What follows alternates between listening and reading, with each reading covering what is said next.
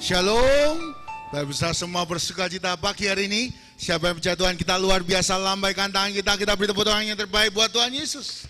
Puji Tuhan. Bapak saudara, senang sekali boleh kembali menyampaikan firman Tuhan. Hari ini tema firman Tuhan adalah melihat hidup dari sudut pandang Tuhan, ya. Seeing life on God's view. Bagaimana sih Tuhan itu menilai dan melihat hidup kita, ya. Kita semua anak-anaknya ini Tuhan melihat kita bagaimana. Kita buka bersama-sama yang pertama dalam Matius 10 ayat 29 sampai yang ke-31. Bapak saudara, Matius 10 ayat 29 sampai 31. Bagaimana sih Tuhan melihat hidup kita? Apakah Tuhan menilai kita bagaimana? Kita baca bersama-sama Bapak saudara ya. Matius 10 ayat 29 sampai 31. 1, 2, 3. Bukankah burung pipit dijual 2 ekor seduit, namun seekor pun daripadanya tidak akan jatuh ke bumi dari luar kehendak Bapamu. Dan kamu, rambut kepalamu pun terhitung semuanya. 31. Sebab itu janganlah kamu takut, karena kamu lebih berharga daripada banyak burung pipit. Bapak saudara, yang pertama, Tuhan melihat hidup kita berharga. Ya, katakan sama-sama tepuk dadanya, saya berharga. 1, 2, 3, saya berharga. Banyak orang kehilangan harga atau value dalam hidup karena iblis mencoba untuk membuat kita tidak berharga. Tuhan sangat menunggu kita supaya kita bangkit dan pulang kepadanya. Tapi iblis selalu ingin rusak. Bapak Ibu saudara, iblis itu kerjaannya apa? Merusak. Semua ciptaan Tuhan dirusakkan. Mungkin kita hari ini dituduh ya, kamu nih pembohong, pezina, ya. Semua dosa-dosa diucapkan supaya apa? Kita merasa gak berharga. Semua dunia membuat kita apa? Dunia melihat orang dari mana? Dari duitnya. Apa bajunya? Apa tasnya? Begitu kita gak punya apa-apa, resesi, kita merasa gak berharga. Dengar baik-baik Bapak Ibu saudara, Tuhan itu lihat hati kita semua. Saat kita datang pagi hari ini, kita cari Tuhan, hidup kita berharga bagi Allah. Nanti kita nyanyi sama-sama ya. Hidupmu berharga bagi Allah, tiada yang tak berkenan di hadapannya. Yang nomor 1, hidup kita berharga. Jangan sampai kita sia-siakan Bapak Ibu saudara ya. Jangan sampai kita persepsi kita diubahkan sehingga kita lupa kalau kita berharga. Orang bisa lihat rupa, tapi Tuhan lihat hati. Ini adakah ketulusan dalam hidup kita? Bapak Ibu saudara, iblis berusaha merusak kita. Dengan cara apa? Melupakan kita dengan firman-firman, menjauhkan kita daripada Tuhan sehingga kita putus asa. Bapak Ibu saudara, Blaise Pascal, seorang yang luar biasa jenius, dia menciptakan hukum Pascal. Satu kali dalam sebuah buku dia menulis, dalam hati manusia itu ada sebuah rongga yang hanya bisa diisi oleh Tuhan. Uang tidak bisa mengisinya. Kekayaan, popularitas, semua yang baik gak bisa mengisinya. Hanya Tuhan yang bisa mengisi. Bapak Ibu saudara, itu kenapa banyak orang sampai bunuh diri walaupun kaya. Loh kaya loh Pak. Salah satunya Adolf Merkel, bos VW, sampai putus asa, hampa, merasa diri gak berguna, nabrakkan diri ke kereta di Jerman. Bapak saudara, serupa Michael Jackson yang terkenal itu, kenapa kok bisa hampa? Kok merasa gak berguna padahal terkenal? Sampai minum obat penenang Bapak saudara, overdosis. Kenapa? Karena jauh dari pencipta. Kita akan merasa berharga kalau kita dekat Tuhan. Yang pertama, Tuhan melihat hidup kita berharga. Ya, jangan sampai ini dilupakan ya Bapak Ibu saudara. Nanti kita akan masuk perjamuan suci. Bapak Ibu Saudara, begitu cintanya Tuhan pada kita, Ia merelakan anaknya yang tunggal supaya kita diselamatkan. Oh, berharga sekali kita. Karena itu jangan lupakan, Tuhan sangat mengasihi kita. Katakan kepada kanan kiri, katakan, kamu berharga bagi Allah. 1, 2, 3, kamu berharga bagi Allah. Jangan sampai ditipu oleh iblis bahwa kita adalah manusia biasa yang gak berguna. Bapak Ibu Saudara, di tengah resesi ya, banyak orang beritakan resesi, kita pun ketakutan. Tadi ayat yang kita baca, kalau burung pipit aja Tuhan pelihara, apalagi kita kesayangannya. Ya, kita ini berharga dan Tuhan pelihara. Bahkan rambut di atas kepala kita itu terhitung semuanya. Satu kali Bapak Ibu Saudara, teman-teman saya, karena kita suka jokes ya, maka kita bergurau, wah kamu tuh pasti bisa ngitung kepala rambutmu. Masa sih gitu ya. Lalu mereka mencoba Bapak Ibu Saudara, teman-teman saya, dihitung satu persatu, 1, 2, 3 sampai 100, 200, lepas Bapak Ibu Saudara. Waduh, ngulangi lagi. Ngitung lagi Bapak Ibu Saudara, dicoba Bapak Ibu Saudara ya. Walaupun kita sudah mulai ya agak klimis Bapak Ibu Saudara ya, banyak silau-silaunya, alias kita lagi banyak kehabisan rambut.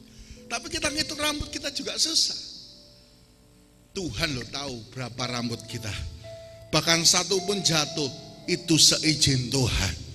Kita tidak pernah dibiarkan sendiri menghadapi musim apapun Bapak Ibu Saudara. Kita berharga di mata Allah. Yang percaya beri tepuk tangan yang terbaik buat Tuhan Yesus. Yang pertama, kita semua berharga. Siapapun kita, tua maupun muda, Tuhan mengasihi kita. Banyak orang tua merasa gak berharga ya. Kenapa? Karena sudah lemah. Apa sih gunanya aku hidup? Apa sih gunanya aku ada? Aku kerepoti. Aku gak berguna. Bapak Ibu Saudara, dengar baik-baik, kita ini semua berharga. Dan kalau kita dekat Tuhan, kita menjadi berkat. Jangan-jangan kita ada supaya kita tetap jadi berkat buat keluarga kita. Karena itu walaupun lemah, doakan anak cucu Bapak Ibu Saudara. Yang pertama, Tuhan melihat hidup kita berharga. Satu kali Bapak Ibu Saudara, sepupu saya kan menciptakan lagu ya, Andrew Gunawan. Dia ciptakan lagu Kasih Setiamu lebih dari hidup, pertolonganmu tepat pada waktunya. Satu kali lagu ini dibawa oleh seorang WL, nyanyi di Tulungagung. Ketika sampai Tulungagung dia nyanyi lagu ini, dia ingat tuh kasih setia Tuhan buat aku itu lebih daripada hidup ini. Ada jemaat nangis gak berhenti-berhenti. Sampai selesai nyanyi khotbah dia tetap nangis. Selesai khotbah ibadah doa berkat tetap nangis diem Mbak. Lalu apa yang terjadi? Dia maju datangi WL ini dan berkata, Pak, lagu tadi memberkati saya. Kasih setia Tuhan itu lebih dari hidup. Tuhan masih menghargai saya. Sebenarnya saya mau ibadah terakhir ini. Lalu saya akan tabrakkan diri saya ke kereta api. Sudah selesai. Saya punya keluarga berantakan. Saya merasa nggak berharga Pak. Saya punya keluarga, anak-anak saya nggak menghargai saya. Saya nggak punya apa-apa. Saya nggak punya titel. Saya merasa nggak berharga. Tapi saya tahu Tuhan cinta sama saya. Kasih setia Tuhan. Tentu saya ini mau bertobat dan gak akan bunuh diri. Wow, tepuk tangan buat Tuhan Bapak Ibu Saudara. Banyak orang bunuh diri itu kenapa? Karena merasa gak ada harapan. Gak ada harapan, gak ada jalan, dan merasa gak berharga. Hari ini setiap nyawa kita itu berharga bagi Tuhan. Bahkan Tuhan rela menyerahkan anaknya yang tunggal supaya kita yang dikasihinya ini boleh hidup dan punya hidup yang kekal. Bapak Ibu Saudara, ibadah ini mengandung janji, bukan untuk hidup ini saja. Hidup ini kita diberkati, disertai Tuhan. Kita punya kemenangan. Bukan untuk hidup ini saja, tapi untuk hidup yang akan datang. Kita berkatnya double Bapak Ibu Saudara ya. Katakan sama-sama berkat double. 1, 2, 3 berkat double. Berkat untuk hidup ini dan berkat untuk hidup yang akan datang. Yang kedua Bapak Ibu Saudara, Tuhan melihat hidup kita seperti apa? Yang pertama, hidup kita berharga. Yang kedua Bapak Ibu Saudara, dalam Efesus 2 ayat 10, Kita buka bersama-sama ya. Efesus 2 ayat 10, Bapak Ibu Saudara. Dikatakan di sana karena kita ini buatan Allah. Bapak Ibu Saudara, bukan made in China ya. Kalau made in China kadang-kadang barang gampang rusak ya. Kita buatan, bukan buatan Cina. Buatan Allah, diciptakan dalam Kristus Yesus untuk melakukan pekerjaan baik yang dipersiapkan Allah sebelumnya. Ia mau supaya kita hidup di dalam. Yang kedua, Tuhan melihat hidup kita seperti apa?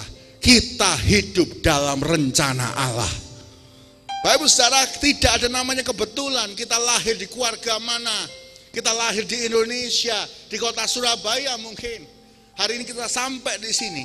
Tuhan punya rencana yang baik. Bapak Ibu Saudara, kata baik dalam bahasa Yunani menggunakan kata agathos ya. Agathos, A-G-A-T-H-O-S, agathos. Artinya apa? Baik, berguna, dan cocok. Bapak Ibu Saudara, jadi kalau Bapak Ibu Saudara punya cucu, ada temannya namanya Agatha. Nah itu berarti, oh anak ini berguna, cocok ya. Anak ini baik, Agatha. Bapak Ibu Saudara ya. Agathos, Tuhan itu punya rencana yang baik dalam hidup kita. Yang membuat hidup kita ini berguna dan jadi berkat. Tapi seringkali kita keluar dari rencana Tuhan. Bapak Ibu Saudara, dosa itu membuat kita keluar dari rencana Tuhan. Hati-hati Bapak Ibu Saudara. Jangan sampai hari ini dosa membuat kita gak bisa memenuhi apa yang Tuhan mau. Tuhan punya rencana bagi laki-laki, engkau menjadi berkat bagi keluargamu, suami yang baik, ayah yang baik.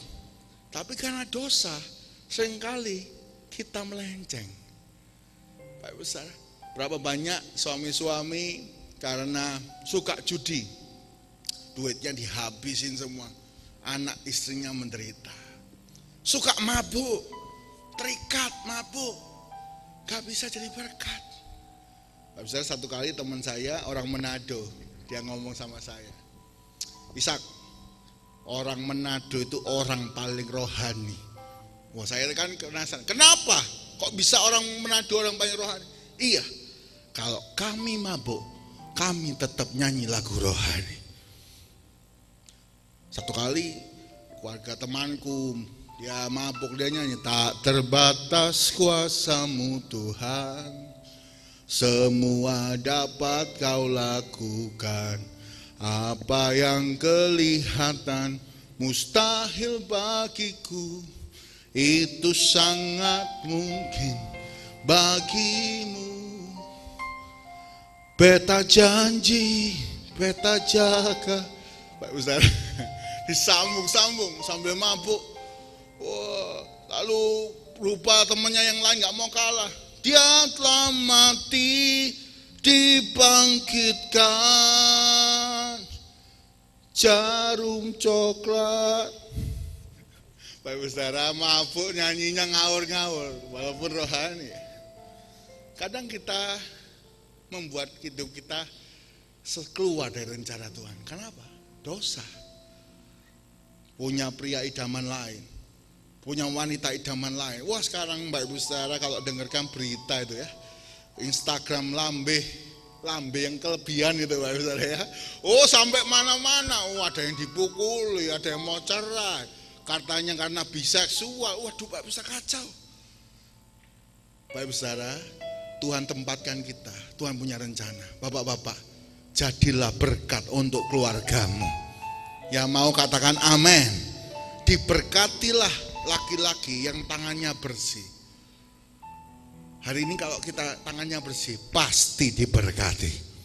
Yang kedua, wanita, mungkin kita terlalu banyak. Perempuan itu ya gosip mungkin. Kita banyak mikir yang lain. Kita keluar dari rencana Tuhan. Pak Besar, hati-hati ya, jangan sampai kita keluar dari rencana Tuhan. Pak Besar, saya mau saksi sedikit ya, klik ya, saya tampilkan foto ini ya. Pak Besar, foto ini saya ambil di Jatim Park. Di Jatim Park kita ada pecinan ya. Saya sama istri saya Vivi, sebelum Sinja kita sempatkan foto. Kita lagi ke Jatim Park sama mama saya, sama adik saya kan. Kita liburan, cuma berempat Pak Ibu Saudara. Saya, istri, mama, dan adik. Masuk Jatim Park, kita lihat-lihat, senang. Lalu saya lihat, wah ada bagus ya, sewaan baju. Maka saya sama istri, oh ya, ayo kita sewa, gitu ya. Sewa Pak Ibu Saudara, mama sama adik saya lagi makan di depan. Ya. Kita masuk daerah itu, kita ganti-ganti, cari baju Pak Ibu Saudara. Saya cari bongkar baju yang pertama nggak cukup Pak Ibu Saudara. Agak angel ya Pak Ibu ya. Ini triple XL Pak Ibu Saudara. Agak susah. Waduh, topinya nggak cukup Pak Ibu Saudara ya. Celananya nggak cukup, udah cari itu satu lemari Pak Ibu Saudara. Akhirnya ketemu itu tadi. Terus cari sepatu nggak cukup. Sepatu saya 46 Pak Ibu Saudara. Nyari nggak ada. Wes ko, katanya yang jaga, ko pakai kaos kaki tok koyok sepatu. Pak Ibu Saudara nggak lihat kan, itu kaos kakian aja Pak Ibu Saudara ya. Oke, kita keliling foto, di situ ada sakuranya, ada apa foto. Saya lupa, saya itu bawa tas Pak Ibu Saudara. Tas saya bawa. Begitu saya sampai, saya ganti-ganti baju, saya taruh di kursi.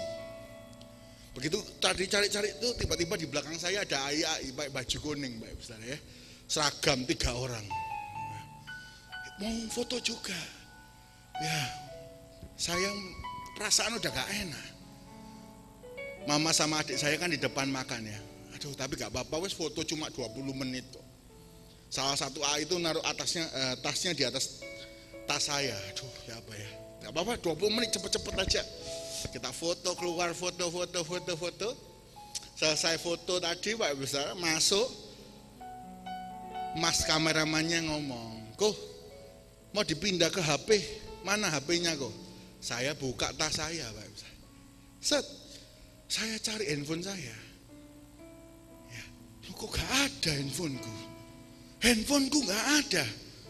Tak bongkar Pak Ibu Saudara. Wah, semua saya keluarkan ya, macam-macam kunci apa. Nggak ada itu handphone. Cari gak ada Pak Ibu Saudara. Tiba-tiba yang jaga ngomong, "Loh, handphoneku mana?" Handphonenya gak ada juga. Jadi orang dua handphonenya hilang. Pak Ibu Saudara, dalam hati saya, aduh, dalam pengalaman saya, handphone hilang nggak pernah balik, udah nggak pernah ketemu.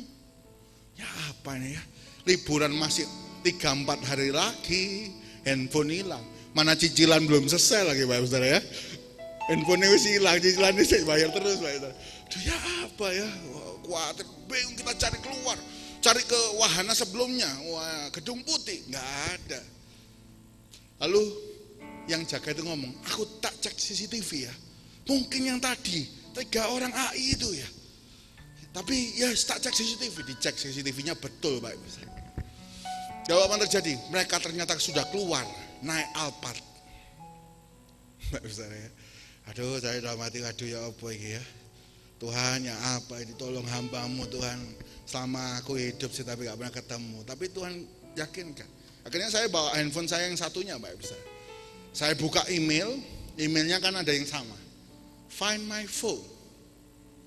Ketika saya klik des, makan ketan susu Pak Ibu. Ini pilihannya, dikejar apa wis relakan. Dikejar apa relakan? Kejar apa relakan? Saya tanya istri saya tanya mama saya.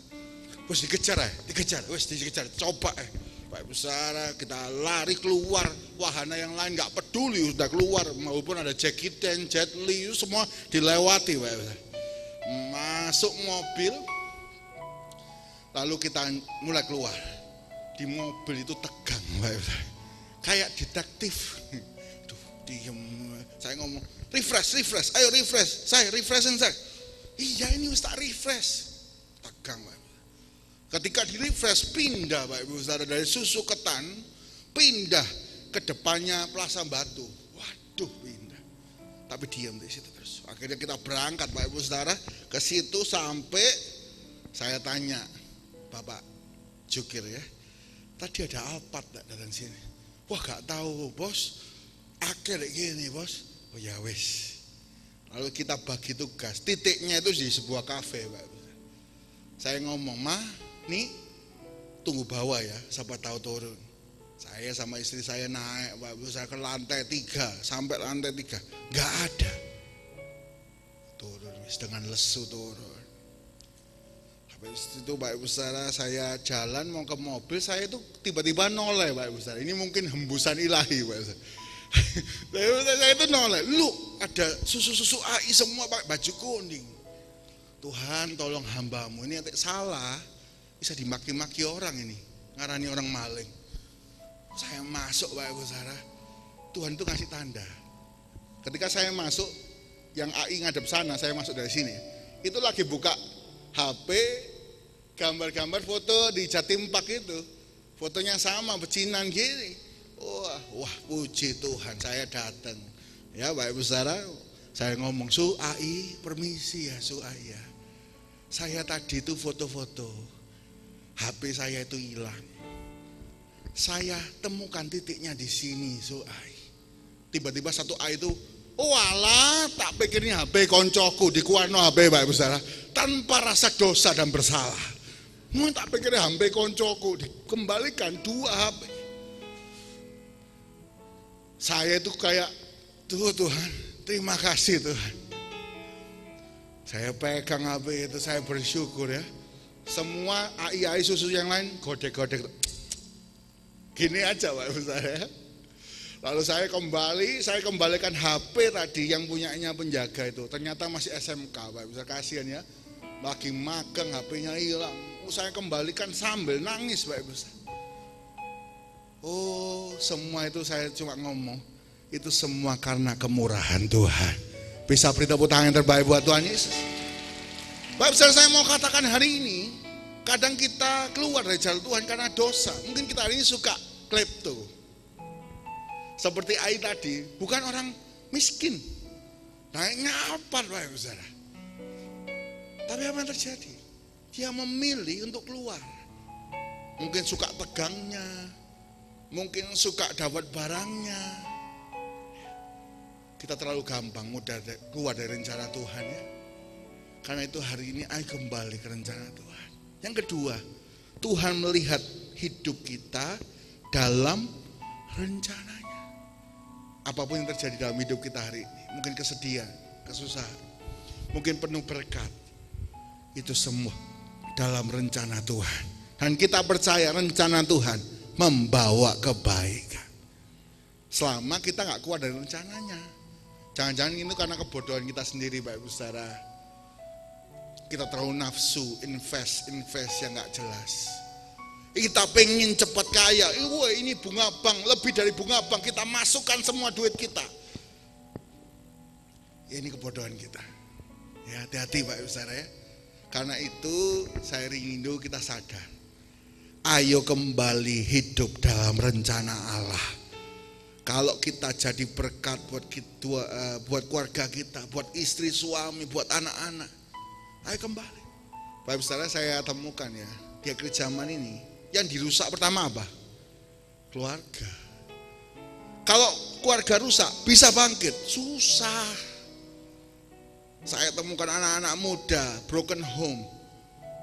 Dia itu sampai ngomong sama saya, Ko, buat apa sih nikah Ko? Loh, Pak Ibu Saudara, saya itu bingung ya dengan pertanyaan, buat apa sih nikah? Aku lihat laki-laki itu nggak ada yang baik. Lah di depanmu ini laki apa bukan Pak Ibu Saudara ya? Ngomong gitu sama saya.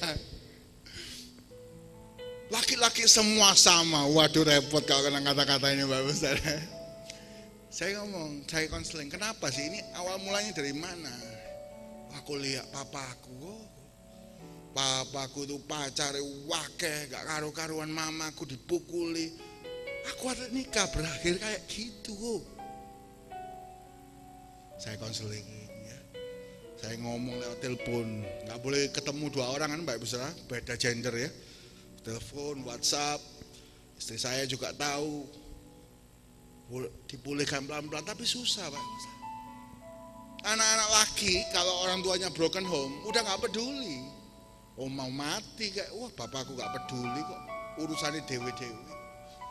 Apa aku hidup jadi berkat? Rusak, mentalnya rusak. Pulihkannya susah setengah mati. Hari ini kalau kita masih punya keluarga utuh, ayo kita jaga baik-baik dan kita jadi berkat. Yang mau katakan amin. Bapak Saudara, belum terlambat loh ya. Saya katakan hari ini belum terlambat. Bapak saya dengar khotbah hari ini itu belum terlambat. Masih ada kesempatan selama kita masih bernafas. Mungkin kita bisa ngubah keluarga kita. Mungkin kita bisa ngubah kelakuan kita, keterikatan kita. Kita harus berubah Bapak Ibu saudara.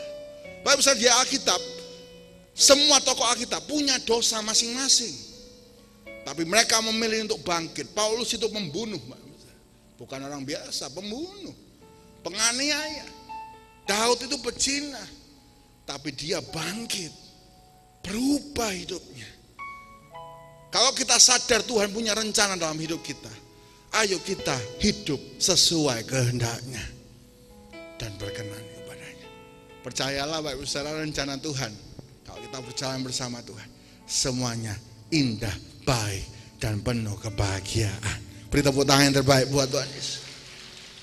Yang kedua, Tuhan melihat hidup kita itu ada dalam rencananya. Ya Bapak Ibu saudara, Yunus punya rencana dalam hidupnya, tapi dia menolak. Dia nggak mau ke Niniwe. Kenapa Bapak Ibu saudara? Karena ke Niniwe itu orangnya jahat-jahat. Jahat sekali sehingga apa? Sehingga kalau perang, perutnya perempuan itu dibuka Bapak Ibu saudara, dibelah.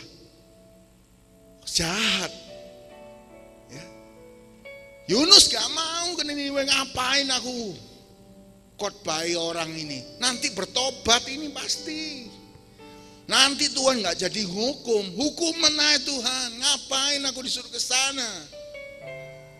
Dia keluar dari rencana Tuhan, naik kapal ke Tarsus. Apakah hidupnya baik-baik saja Bapak Ibu saudara? Oh no, dia ketemu badai. Dia ketemu badai dalam hidupnya. Hari ini kita cek ya, badai yang terjadi dalam hidup kita ini karena Tuhan, karena iblis muji kita, apa karena kita salah jalan? Kita cek ya. Yunus salah jalan, ketemu badai, kapal itu hampir karam.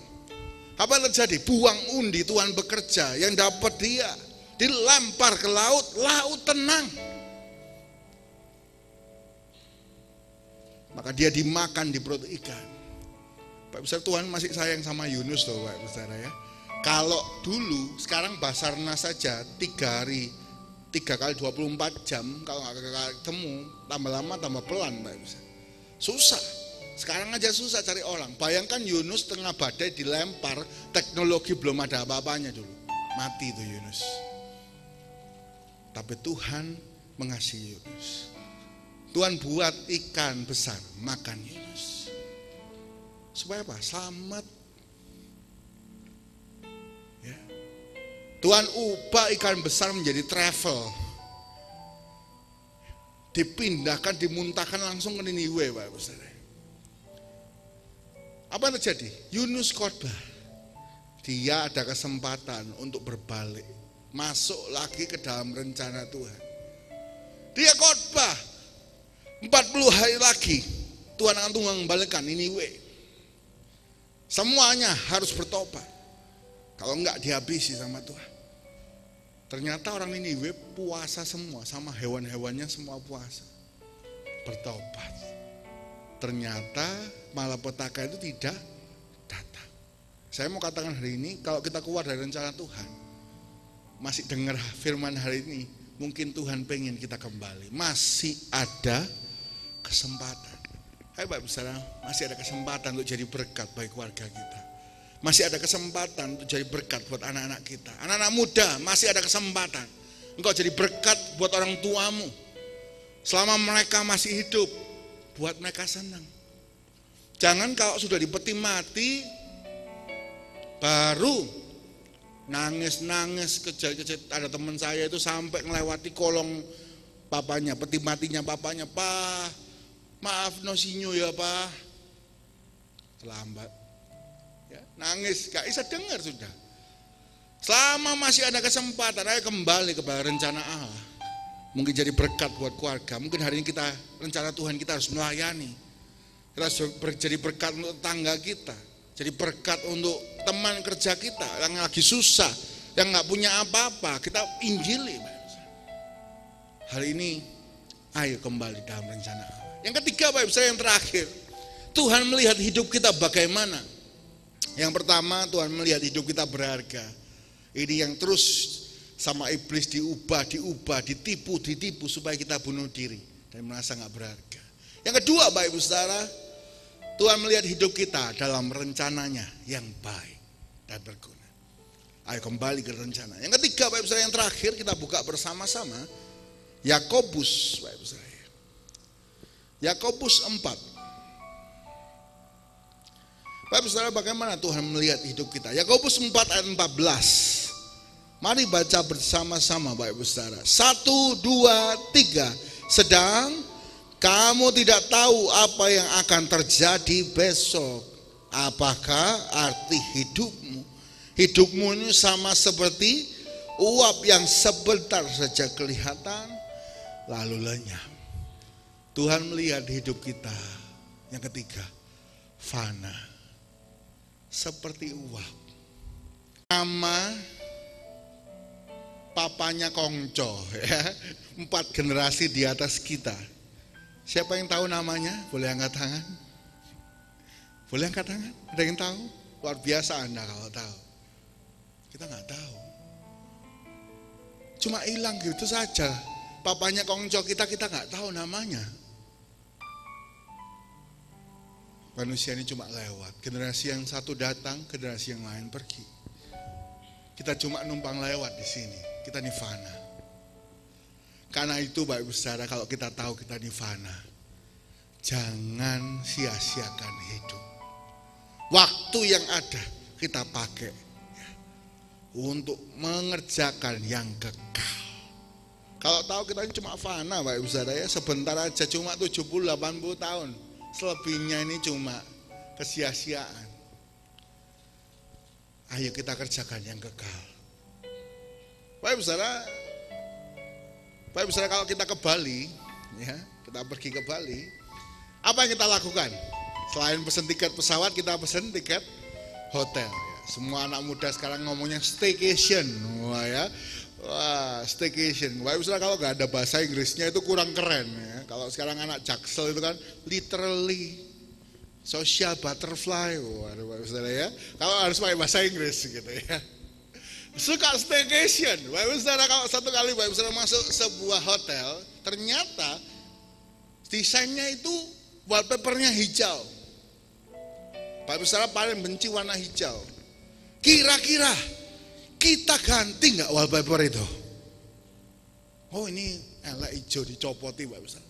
Kita ke Bali, ke toko, lalu kita tempel, warnanya apa?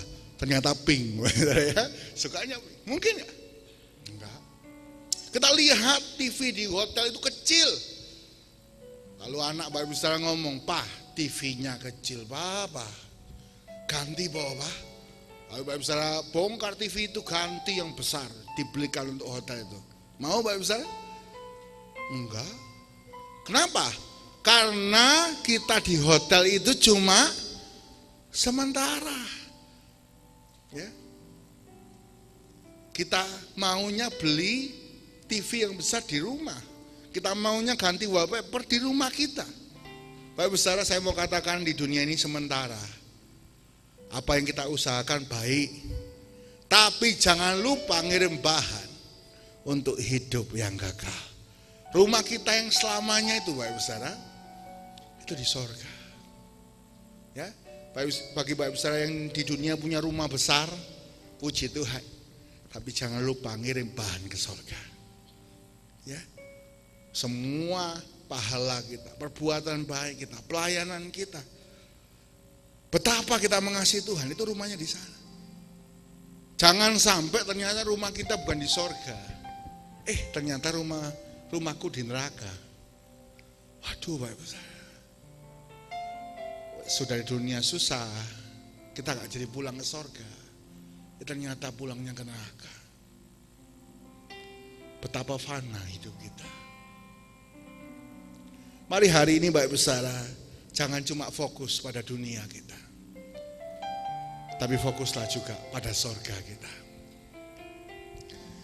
Di rumah sana gak ada ngangat dan kerat. Di rumah sorga bukan 70 tahun, selama-lamanya.